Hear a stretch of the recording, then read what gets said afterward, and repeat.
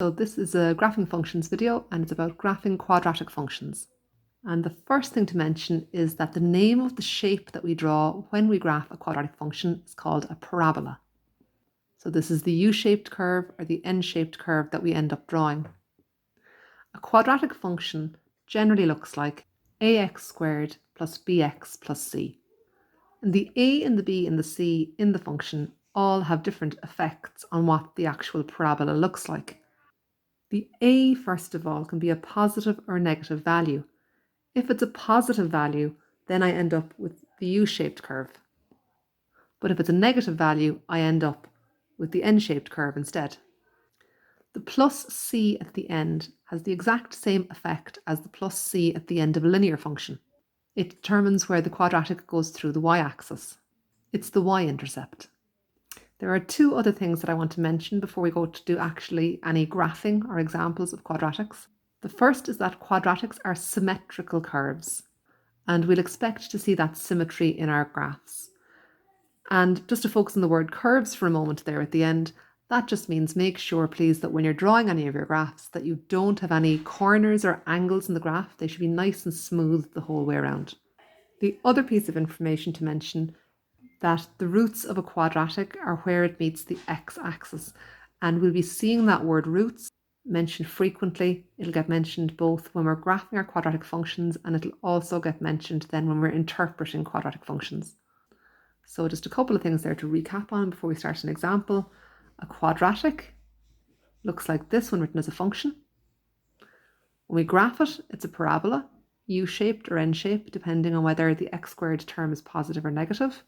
It'll be a symmetrical curve, and it'll have roots where it goes through the x-axis. Okay, so let's look at an example now. So here's our example. We want to graph the function f of x equals 2x squared minus 4x minus 6 in the domain minus 2 up as far as 4. And just before we begin, a couple of points just to bear in mind. We recently did graphing linear functions, and you might remember with linear functions, I just needed the first point and the last point. With quadratics, it's different. I need every single point. So when I create my table for this, I'm going to use every value in the table. So to make my table, I'm going to use my calculator. Just bear in mind that I've got the newer version of the Casio. If you've got the older version, I've put a video up in your playlist, so watch the video first before you go to follow the example. First, I want to set the calculator into functions mode. So I'm going to press menu, and then I want to make a table, so I'm going to press 3. And it says, okay, f of x equals 2, so I know it's ready to accept a function. And now I'm going to type in the function exactly as it appears in my question. So in this case, it's 2. Now, how do I put the x in again? It's just directly above the right-hand bracket here. So I'm going to say alpha bracket, that'll get me the x. I'll press the squared button to get the square, minus 4 alpha again to get the x, minus 6. And when I have my function entered, I'll press equals so that the calculator knows it's fully put in. It asks me, do I want to put in g of x? No, I only have one function, so I'll press equals again. Now it asks me where I want to start, where I want to end, and how many steps I want to go up in. Okay, so I want to start with minus 2 because that's the first value in my domain. So I'm going to put in minus 2 and I'm going to press equals so it'll register. I want to end at 4, so I'll press 4 for end and I'll press equals. And I want to go up in steps of 1, so I'll press equals. And now it presents me with a table. And the first column here, the 1, 2, 3, 4, I can just ignore. That's just my first, second, third, fourth values and so on. I'm going to use my x column and my f of x column for my points. And just notice that I can arrow down to get more values. And I've got 7 values this time because the row labelled 8 is empty. So if I arrow down, it brings me back to the start. And I'm going to write these values on my page. So I'll draw my quick table and I can title it x and f of x, or x and y if you like. And I'll fill my values in. So in this case, my table looks like this. And now I'll go and draw my xy axes and get ready to put my points in. So now that I have my xy axis set up, I'm going to mark in my points. So now all my points are marked in correctly, and I can even see already the outline of what's going to be my parabola.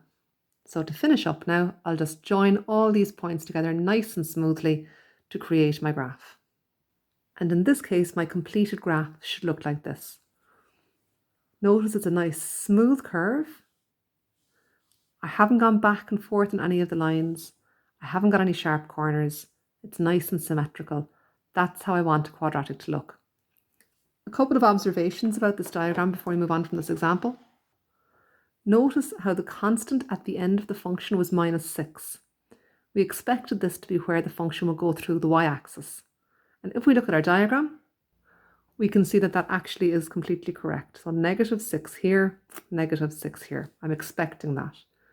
Notice also that we had a positive number at the start of our quadratic and that our quadratic was a nice U-shaped curve. What do you think the roots of this quadratic would be? Remember, the roots of a quadratic are where it meets the x-axis. So we can see that this curve goes through the x-axis at -1 and at 3. So if I wanted to write the roots of this quadratic down, I could say they were x equals -1 and x equals 3. Here's a second example. This time I want to graph the function f of x equals -2x squared minus 3x plus 4 in the domain -3 up as far as 2. Before we go near the calculator or begin to graph, take a moment to have a look at the function f of x in this case, and I'd like you to try and make 2 predictions about how it will look visually just based on this information without any working out.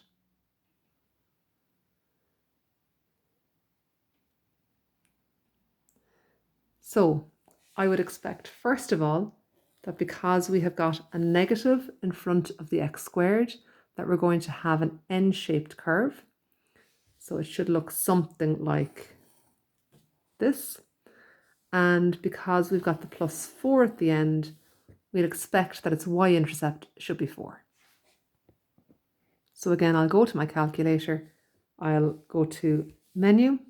I want to pick the table option for functions. I'm going to type in my function -2 alpha to get x squared minus 3x, that's alpha in the bracket, plus 4, press equals to register it. If it asks you for g of x, just press equals to go past that. Start at -3. I want to go up as far, equals to register. I want to go up as far as 2 and I want to go up in steps of 1. And now I have my table, which I'm going to write onto my page. So I've copied the values from my table. And just remember that this is just my point. For example, -3 minus 5. Here's my second point, -2, 2, and so on. I'm going to go to my graph paper and I'm going to draw in my axes. So my XY plane is ready to go and I'll mark in my points. So I've filled in my points and now you can see just in comparison to my previous diagram where my points even were all very symmetrical.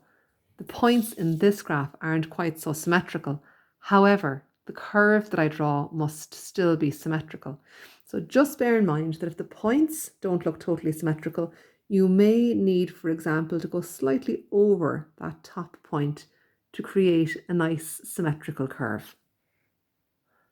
Obviously, as with any graph, always draw these in pencil so that you can rub it out and fix it if you need to. So you can see here that when I drew my curve, I brought my orange curve slightly above that top point in order to just create that symmetry in the curve. Again, a nice smooth graph, no corners, no jagged edges. Don't go back and forth in your pencil. You just want to see one line the whole way around. And notice how the predictions that we made from our original function came through in our final graph. So we had a minus, we expected an n-shaped curve, and we got that. And we had a +4, so we expected that to be our y-intercept. And we can see that quite clearly in our diagram. Take a moment to have a look at your diagram and decide what are the roots of this quadratic. Remember, the roots are where it goes through the x-axis.